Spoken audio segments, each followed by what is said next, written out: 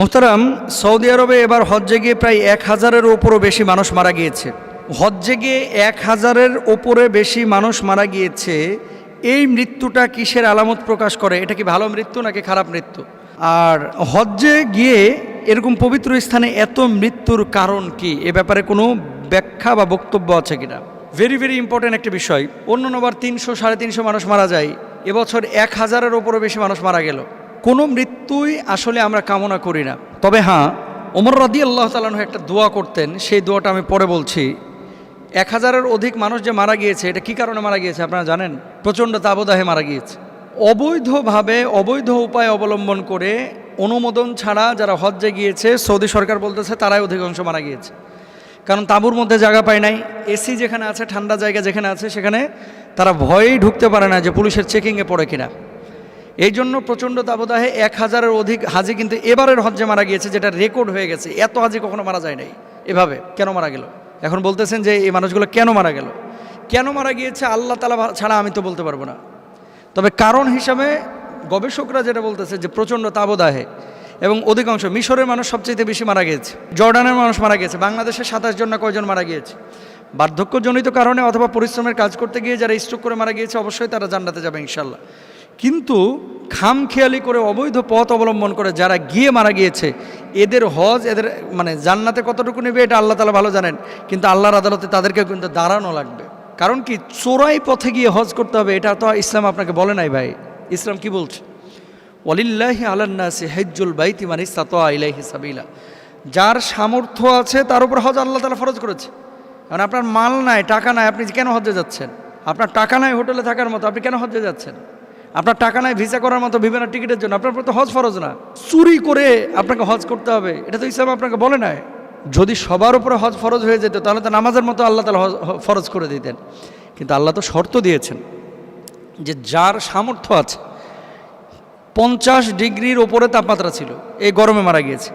এখন এদের মৃত্যুটা কিসের আলামত বহন করে? অনেকে বলতেছে যে এই যে কিয়ামতের আগে এরকম মৃত্যু হবে, হজ মানে আল্লাহর ঘরের আশপাশে এরকম কোনো আলামতের কথা বলা, এরকম কোনো আলামতের কথা নবীজি বলেন নাই যে অধিকাংশ মৃত্যুবরণ করলেই বাইতুল্লাহর আশপাশে কিয়ামত কাছাকাছি হয়ে যাবে। এগুলো গুজব, এগুলোয় কান দেওয়া যাবে না। 2 নম্বর আসেন, শাহাদাতের মৃত্যু কামনা করা এবং মক্কা মদিনায় মৃত্যু কামনা করা, এটা মুসলমানের জায়েজ আছে দোয়া করা। কারণ কি, ওমর ফারুক রাদিয়াল্লাহু তাআলা আনহু সবসময় একটা দোয়া করতেন এবং এই দোয়াটি সহিহ বুখারীর মধ্যে এসেছে। কি দোয়া করতেন? আল্লাহুম্মা রযুকনি শাহাদাতান ফি সাবিলিক ওয়াজআল মাউতি ফি বালাদি রাসূলিক। আল্লাহুম্মা রযুকনি শাহাদাতান ফি সাবিলিক। হে আল্লাহ, আপনার রাস্তায় আপনি আমাকে শাহাদাতের মওত দান করেন, মর্যাদা দান করেন, এবং আপনার হাবিবের, আপনার রাসূলের শহরে আমার মৃত্যু দান করুন। এটা গেল একটা বিষয়। আবার দোয়াটি এভাবেও করা যায়, আল্লাহুম্মা রযুকনি শাহাদাতান ফি সাবিলিক ওয়াজআল মাউতি ফি বালাদি রাসূলিকা সাল্লাল্লাহু আলাইহি ওয়াসাল্লাম। তো মক্কা মদিনায় মৃত্যুবরণ করলে, যেহেতু পবিত্র স্থান, পবিত্র জায়গা, কেউ যদি হজ্জে গিয়ে মারা যায় অবশ্যই আল্লাহর রাস্তায় গিয়ে সে মারা গিয়েছে। এটা হাদিসের ভাষ্য অনুসারে আমরা বুঝতে পারি যে সে আল্লাহর রাস্তায় গিয়ে মারা গিয়েছে। কিন্তু আপনি চোরাই পথে গিয়ে এই সাবিলিকের মর্যাদা পাবেন কি না, এটা আল্লাহ ছাড়া আমরা কেউ বলতে পারবো না। তবে যেহেতু অবৈধ পথ অবলম্বন করে আপনি গিয়েছেন, এটা আপনার জন্য জায়েজ ছিল না, আপনার জন্য আবারও বলি জায়েজ ছিল না।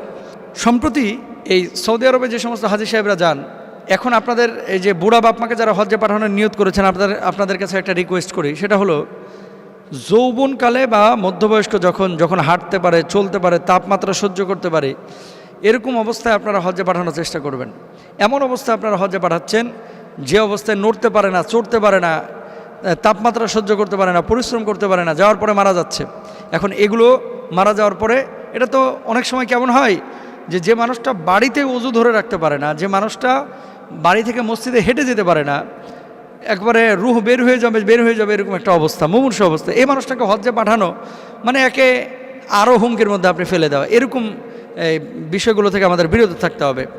আর আমরা দোয়া করি, 1000-এর ওপরে মানুষ মারা গিয়েছে দুর্ঘটনায় বা প্রচণ্ড তাবদাহে, দোয়া তো অবশ্যই আমরা করতে পারি যে আল্লাহ তাআলা যেন তাদেরকে মাফ করে দেন। হয়তো বা আবেগ কন্ট্রোল করতে পারেন নাই, সামর্থ্য ছিল না, তারপরে চলে গিয়েছেন। তবে হ্যাঁ, এক্ষেত্রে কর্তৃপক্ষ যারা, তাদের আরও সচেতন হওয়া উচিত। এই পাশ দিয়ে গেট করে দিলে এখান দিয়ে মসজিদে নববীতে ঢুকতে পারে, এখান দিয়েই হারামাইনে ঢুকতে পারে। সেই জায়গাটা না খুলে 3 কিলোমিটার, 1 কিলোমিটার, 1.5 কিলোমিটার, 500 মিটার ঘুরে তারপরে ওই দরজা দিয়ে ঢুকানো, এটা বর্তমানে এই গত 2-3 বছর ধরে দেখা যাচ্ছে। আমরাও ফেস করেছি, খুব কষ্ট হয় হাজী সাহেবদের। এই জিনিসগুলো কর্তৃপক্ষেরও নজর দেওয়া উচিত। তবে এই 1000 মানুষ যে মারা গিয়েছে, কি আলামত, কি বিষয়, এটা আল্লাহ ছাড়া কেউ ভালো জানে না। তাপমাত্রা মারা গিয়েছে, আল্লাহ সুবহানাহু ওয়া তাআলা সবাইকে জান্নাতুল ফেরদাউস নসিব করুন। এটা নিয়ে এত আলোচনার কিছু নেই, এবং কিয়ামত চলে এসেছে বা দূরবর্তী হয়ে গেছে বাইতুল্লাহ। আর এখানে বামরা আবার একটু সুযোগ নিছে, বুঝছেন? যারাই নিউজ করতেছে, যে সমস্ত স্যাটেলাইট চ্যানেলগুলো, নিচে লিখতেছে নাউজুবিল্লাহ, তোমাদের আল্লাহ কি তোমাদেরকে রক্ষা করতে পারলো না, এই ধরনের কমেন্ট যারা করতেছে, এরকম মানে যদি আমরাও এটার বিপক্ষে বক্তব্য দিই, অনেক দলিল আমাদের কাছেও আছে। আসলে মৌত কোথায় আসবে কেউ জানে না। আল্লাহ তাআলা আমাদের সবাইকে বোঝার তৌফিক দান করুন। বউদের সাথে মিথ্যা কথা বলা নাকি জায়েজ আছে, কোন কোন ক্ষেত্রে জায়েজ? আবার 2 নম্বর লিখেছেন যে বউরা কি স্বামীদের সাথে মিথ্যা কথা কোনো ক্ষেত্রে বলতে পারবে? খুব ইম্পর্ট্যান্ট একটা বিষয়। এই আলোচনাটা মনে হয় অনেক আগে একবার করছিলাম, যে স্ত্রীদের সাথে কিছু ক্ষেত্রে মিথ্যা বলা জায়েজ আছে, এবং স্ত্রীরাও স্বামীদের সাথে কিছু ক্ষেত্রে মিথ্যা কথা বলতে পারে।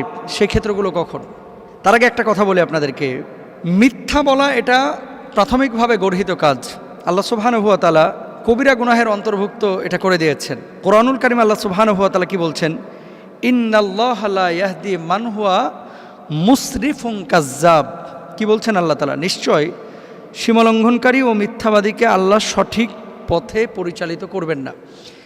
ধরেন বাড়িতে একটা কাচের প্লেট ভেঙে গেছে, তো স্বামী বদমেজাজি, আসার পরে স্বামী বুঝতে পারলো যে একটা পাত্র ভেঙে গেছে। আপনার স্বামী জিজ্ঞেস করছে, তুমি কি কোনো পাত্র ভেঙেছো বা প্লেট ভেঙেছো? যদি আপনি বলেন, হয়তো আপনাকে মারধর করবে, আপনিও অ্যাকশানে চলে যাবেন, ঝগড়া বিবাদ হবে। তো আপনি বললেন না, তেমন কোনো ক্ষতি হয় নাই, ভাঙে নাই, কিছু ভাঙে নাই। এরকম একটু কৌশল অবলম্বন করলেন বড় কোনো বিশৃঙ্খলার জন্য, এটা জায়েজ আছে। মানে বড় কোনো বিশৃঙ্খলার জন্য আপনার স্বামীর ব্যাপারে কেউ গীবত করেছে, পরনিন্দা করেছে, এখন আপনি যদি আপনার স্বামীকে বলেন এখানে বিশৃঙ্খলা তৈরি হবে, তো স্বামীকে বললেন যে না, তোমার ব্যাপারে গীবত করে নাই, প্রশংসা করেছে। বিবাদ মীমাংসার জন্য 2 শত্রু, আপনি এক শত্রুকে বললেন যে ভাই, আপনার ওই শত্রু, আপনার অমুক বন্ধু তো আমার সামনে আপনার খুব প্রশংসা করলো। তার মানে কি, এখানে আপনি আগুনে ঘি না ঢেলে আপনি চেষ্টা করলেন তাকে কনভিন্স করার, এগুলো জায়েজ আছে। সুতরাং মিথ্যার দিকে আমরা ছুটবো না, সত্যর দিকে আমরা ছুটবো ইনশাল্লাহ। স্বামী স্ত্রীর বোঝাপড়াটা হবে বৃহৎ স্বার্থে। ছোটোখাটো এই ধরনের মিথ্যা, এটা জায়েজ আছে, এছাড়া কোনো মিথ্যা জায়েজ নেই। আল্লাহ তাআলা বোঝার তৌফিক দান করুন।